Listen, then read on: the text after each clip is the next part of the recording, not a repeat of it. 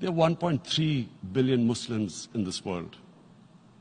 There are millions of Muslims living in other countries, European countries, in the US, as minorities. Islamophobia since 9/11 has grown at a pace where it is alarming. Human communities live together. There should be understanding amongst them. But Islamophobia is creating a division. Muslim women wearing hijab, it's become an issue. It's become an issue in some countries. Hijab is some sort of a weapon. A woman can take off her clothes in countries, but she can't put on more clothes. How is this happening? Because of Islamophobia. And how did this Islamophobia start? After 9/11. And why did it start? Because certain Western leaders equated terrorism with Islam. Islamic terrorism. Radical Islam.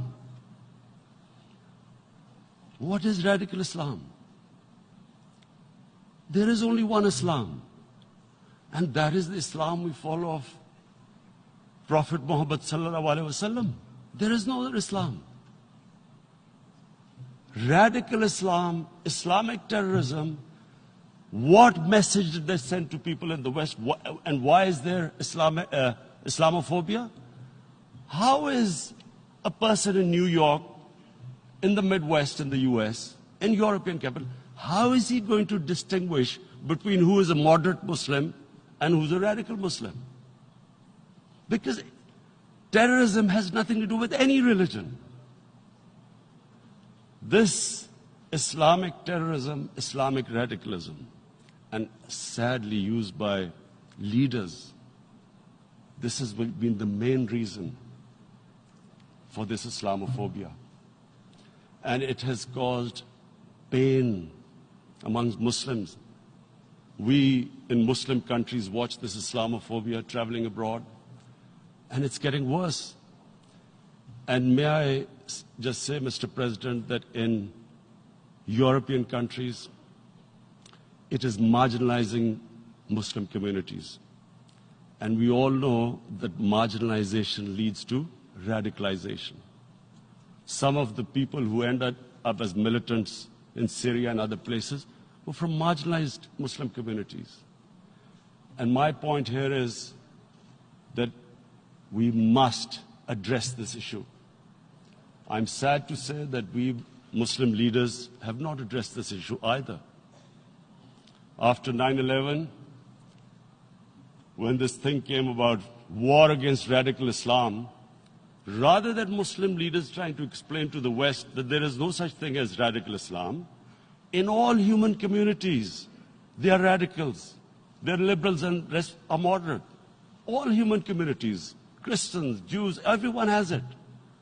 But Islam is not radical, neither Judaism, neither Christianity, neither Hinduism. No religion preaches radicalism. The basis of all religion is compassion and justice, which differentiates us from the animal kingdom. But unfortunately, the Muslim leadership was so scared of being called radical Islam that all of them became moderates. In Pakistan, we were in the eye of the storm, and our government coined a phrase called enlightened moderation. No one knows what it meant. But everyone started putting on Western suits that they were moderates, started speaking. Even those who didn't know English would speak English because they were moderates. No one had a clue what it was. Because we, in the Muslim world, did not explain to the West that there is no such thing as radical Islam. One of the reasons why, after 9/11, Islam was supposed to be equated with terrorism was suicide attacks. Because the 9/11 bombers did a suicide attack, all sorts of theories came up that the Muslims are involved in suicide attacks because they will get virgin in heavens. Some came up with, what about women? Suicide attackers. So this bizarre thing happened. No one explained. Suicide attacks and Islam were equated. No one did research that before 9/11, the majority of suicide attacks in the world were by Tamil Tigers, who were Hindus. No one blamed Hinduism, and quite rightly. What has Hinduism got to do with what desperate people were doing in Sri Lanka? We all know about, we've seen films about Japanese kamikaze pilots at the end of the Second World War doing suicide attacks. No one blamed the religion. But here we were trying to prove we were moderates and not explaining to the West.